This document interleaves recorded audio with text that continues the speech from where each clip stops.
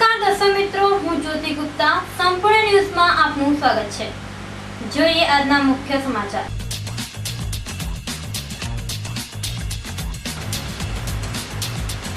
Amirgadh border ઉપરથી દેશી મદિરા ભરેલી સ્કોડા કાર ઝડપાઈ। પોલીસે કાર મૂકી ભાગવા જતા બે શખ્સોની કરી અટકાયત।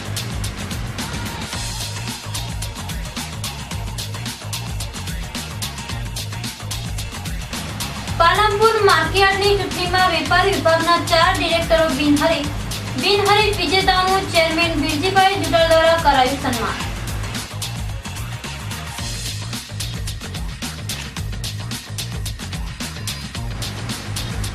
પાલનપુરમાં ઉનાના દમન મામલે દલિતોની મૌન રેલી યોજાઈ। ઉના પીડિતોને ન્યાય અને આરોપીઓને સજા કરવા કરાઈ માંગ।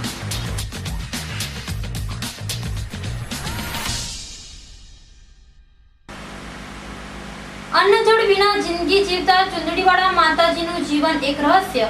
માત્ર 11 વર્ષની ઉંમરે અન્નજળનો ત્યાગ કરનાર ચુંદડીવાળા માતાજી 84 વર્ષે પણ અડીખમ। સંપૂર્ણ ન્યૂઝ આપની આંગળીના ટેરવે। ઇન્ટરનેટ ઉપર સંપૂર્ણ ન્યૂઝ જોવા લોગિન કરો www.youtube.com/સંપૂર્ણ ન્યૂઝ। જોઈએ સમાચારો વિગતવાર। બનાસકાંઠાની અમીરગઢ બોર્ડર ઉપરથી પોલીસે દેશી મદિરા ભરેલી ગાડીને ઝડપી પાડી છે। આ ગાડીમાંથી પરપ્રાંતીય દેશી મદિરાની 240 બોટલ મળી આવતા ગાડીમાં સવાર બે વ્યક્તિની અટકાયત કરવામાં આવી છે। બનાસકાંઠા જિલ્લો રાજસ્થાનની સરહદે આવેલો હોય રાજસ્થાનથી બનાસકાંઠાના વિવિધ માર્ગો ઉપરથી ગુજરાતમાં વિદેશી દારૂ ઘુસાડવાનું મોટા પાયે નેટવર્ક ચાલી રહ્યું છે। આ દારૂના નેટવર્કને તોડી પાડવા જિલ્લા પોલીસના આદેશ અનુસાર અમીરગઢ પીએસઆઈ કેવાય વ્યાસ અને તેમની પોલીસ ટીમ અમીરગઢ બોર્ડર ઉપર વાહન ચેકિંગમાં હતા। તે દરમિયાન એક હરિયાણા પાર્સિંગની સ્કોડા કારને થોભાવી તેની તલાશી લેતા આ ગાડીમાં સવાર બે શખ્સ ભાગવા જતા પોલીસે પીછો કરીને તેમને ઝડપી લીધા હતા અને ગાડીની તલાશી લેતા તેમાંથી ₹36,000 ની કિંમતનો વિદેશી દારૂની 240 બોટલ દેશી મદિરા મળી આવતા આરોપીઓ પાસેથી રોકડ રકમ, મોબાઈલ, કાર મળી કુલ ₹3,46,300 નો મુદ્દામાલ જપ્ત કરવામાં આવેલ અને આરોપી સુનિલ કુમાર બલબીરસિંહ જાટ અને દિલબાગ હવાસિંહ જાટ બંને રહેવાસી હરિયાણાવાળાની અટકાયત કરવામાં આવી હતી। પાલનપુરના બાવરી ડેરા રોડ ઉપર તાજેતરમાં અજાણ્યા યુવકો દ્વારા એક વિદ્યાર્થીનીની છેડતી કરવામાં આવી હતી। આ મામલે પોલીસને જાણ કરવામાં આવી હોવા છતાં પોલીસ દ્વારા રોમિયો યુવકોને ઝડપી પાડવામાં ન આવતા આખરે રોમિયો તત્વોને બોધપાઠ મળે તે માટે આજે ક્ષત્રિય ઠાકોર સેના દ્વારા પશ્ચિમ પોલીસ મથકે રજૂઆત કરવામાં આવી હતી। ક્ષત્રિય ઠાકોર સેનાના નેજા હેઠળ આજે 100 થી વધુ યુવાનોનું ટોળું પાલનપુર પશ્ચિમ પોલીસ મથકે ઉમટી પડ્યું હતું, જ્યાં 3 દિવસ અગાઉ બાવરી ડેરા નજીક થયેલ યુવતીની છેડતીના આરોપીઓને ઝડપી પાડવા ઉગ્ર રજૂઆત કરી હતી, જેના પગલે પોલીસની ટીમ દ્વારા યુવતીને છેડતી કરનારા રોમિયોને પકડી પાડવા બાવરી ડેરામાં તપાસ હાથ ધરી હતી, પરંતુ રોમિયો તત્વ પોલીસને હાથ ન લાગતા પોલીસે છેડતીના આરોપીઓને સાંજ સુધી ઝડપી પાડવાની ખાતરી આપતા મામલો થાળે પડ્યો હતો। જોકે છેડતી કરનાર રોમિયોને યુવતી ઓળખતી હોવા છતાં અને પોલીસને લેખિત રજૂઆત કરી હોવા છતાં પોલીસે છેડતીના બનાવમાં ઢીલું વળાંક દાખવતા આખરે ક્ષત્રિય ઠાકોર સેનાને છેડતી જેવા બનાવોથી બહેન દીકરીઓને બચાવવા માટે પોલીસને રજૂઆત કરવાની ફરજ પડી હતી।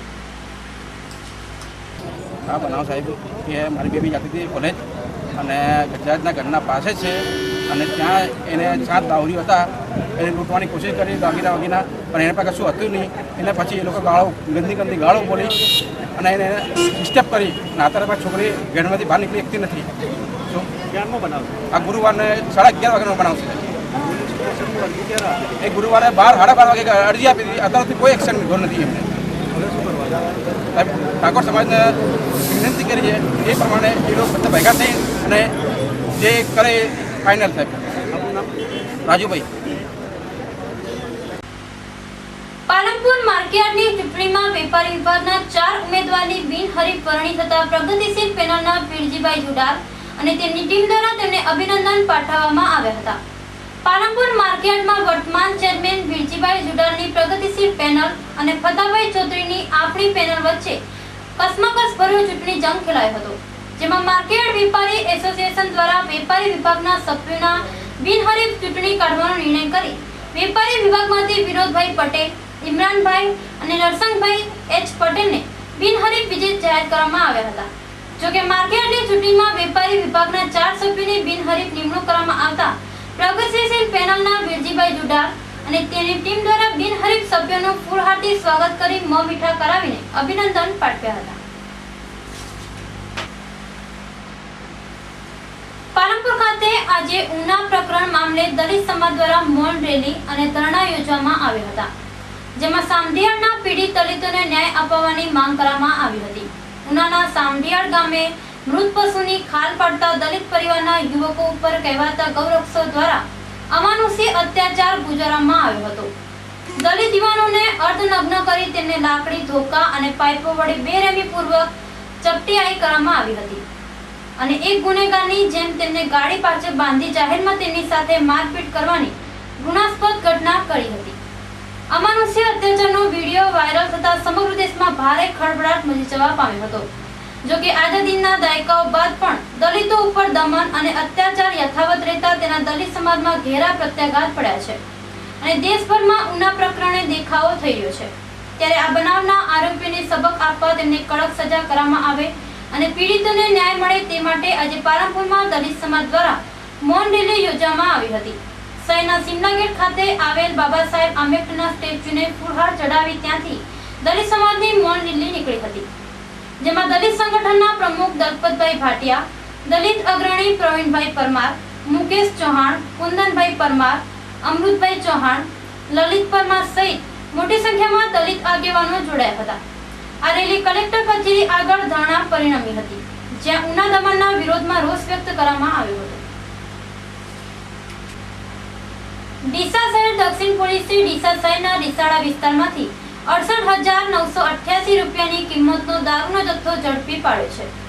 પોલીસે રિસાલા બજાર વિસ્તારની જૂની પોલીસ લાઇન તરફ જતી એક ભાડાની ઓરડીમાં બાતમીના આધારે દરોડો પાડતા આ ઓરડીમાંથી ગેરકાયદેસર અને વગર પરમિટનો અલગ અલગ બ્રાન્ડનો લગભગ 582 બોટલ વિદેશી દારૂ મળી આવ્યો છે, જેની અંદાજિત કિંમત 68,988 રૂપિયા જેટલી થાય છે. ડીસા શહેર દક્ષિણ પોલીસે આ માસમાં ગેરકાયદેસર અને વગર પરમિટના દારૂને અલગ અલગ જગ્યા પર દરોડા પાડીને ઝડપી પાડ્યા છે અને તેના લીધે શહેરમાં ગેરકાયદેસર દારૂના કારોબાર પર બ્રેક લાગી ગયો છે. ત્યારે ડીસા શહેર દક્ષિણ પોલીસ દ્વારા ગેરકાયદેસર દારૂના વેચાણ પરનો આરોપ કેટલા દિવસ કાયમ રહે છે તે જોવાનું રહ્યું. કોઈ વ્યક્તિ અન્ન જળ વિના જીવન વિતાવે તે વાત માનવામાં આવે તેમ નથી, છતાં એક વ્યક્તિ છેલ્લા 74 વર્ષથી અન્ન જળ વિના જિંદગી ગુજારી રહ્યા છે.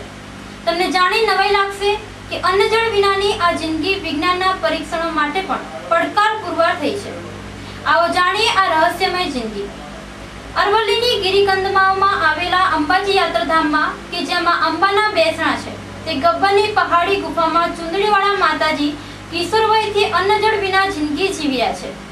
મૂળ ચરાડા ગામના પ્રહલાદભાઈ મગનલાલ જાનીને 8 વર્ષની નાની વયે દૈવી શક્તિનો ચમત્કાર થતા તેઓ સંસાર છોડીને જંગલમાં નીકળી પડ્યા હતા અને 11 વર્ષની નાની ઉંમરમાં જ તેમને ખાવા પીવાનું છોડી દીધું હતું.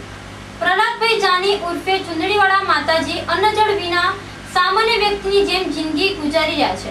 કપાળમાં લાલ ચાંદલો, નાક ઉપર નથણી અને ગળામાં રુદ્રાક્ષની માળા ધરાવતા ચુંદડીવાળા માતાજી આદ્યશક્તિની ભક્તિમાં નીલ રહે છે. અંબાજીના ચુંદડીવાળા માતાજીનું જીવન રહસ્યથી છલોછલ ભરેલું હોય તેમના જીવન અને અન્ન જળ વિનાની જિંદગીના સંશોધન માટે અનેકવાર પરીક્ષણ કરવામાં આવે છે, પરંતુ વિજ્ઞાનને પણ આ રહસ્ય જાણવા મળ્યું નથી. સામાન્ય રીતે તંદુરસ્ત માનવી પાણી વિના 10 દિવસ અને ભોજન વિના 3 માસ જીવી શકે છે, ત્યારે ચુંદડીવાળા માતાજી છેલ્લા 74 વર્ષથી મોઢામાં અન્નનો એક પણ દાણો કે પાણીનું ટીપું ઉતાર્યું નથી, તેમ છતાં તેઓ સામાન્ય વ્યક્તિની જેમ જીવન ગુજારી રહ્યા છે અને તેમના રહસ્યમય જીવનનો ભેદ જાણવા અનેકવાર પરીક્ષણ કરાયા છે, પરંતુ વિજ્ઞાનને પણ આ રહસ્ય જાણવા મળ્યું નથી.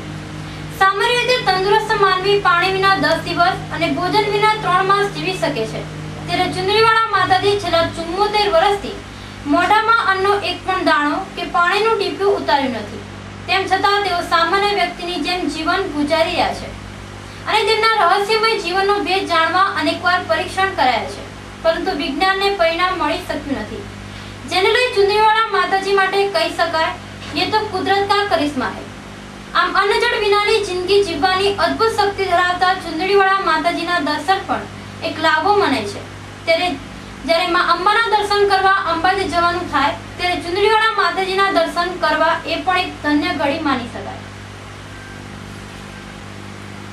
ફરી એક નજર આજના મુખ્ય સમાચાર ઉપર.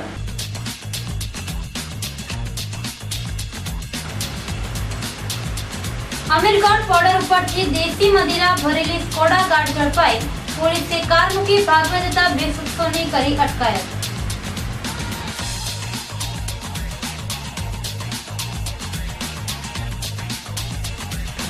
પાલનપુર માર્કેટની ચૂંટણીમાં વેપારી વિભાગના 4 ડિરેક્ટરો બિનહરીફ વિજેતાઓનું ચેરમેન બિરજીભાઈ જુડલ દ્વારા કરાયું સન્માન.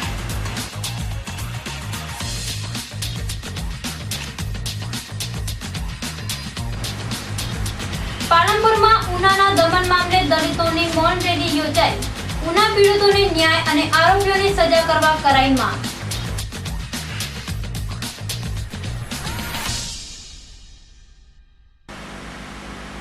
અન્ન જળ વિના જિંદગી જીવતા ચુંદડીવાળા માતાજીનું જીવન એક રહસ્ય. માત્ર 11 વર્ષની ઉંમરે અન્ન જળનો ત્યાગ કરનાર ચુંદડીવાળા માતાજી 84 વર્ષે પણ અડીખમ. તો આ હતા અત્યાર સુધીના સમાચાર. વધુ સમાચાર સાથે ફરી મળીશું. નમસ્કાર.